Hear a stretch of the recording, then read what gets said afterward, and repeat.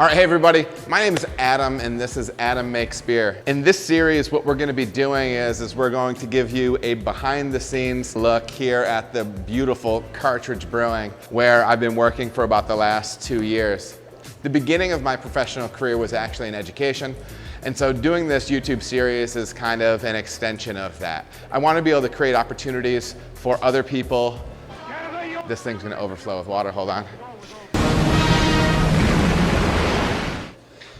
I want to create opportunities for other people to kind of see behind the scenes into what we're doing as craft brewers. I know when I was first getting into the industry, I really needed that help. I knew how to make beer at home, but I needed to kind of see how things went on the professional scale.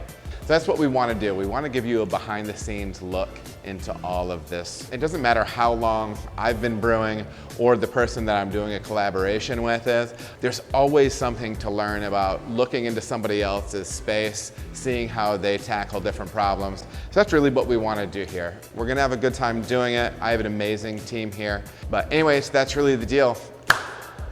So let's hope you can make magic out of what is about to happen.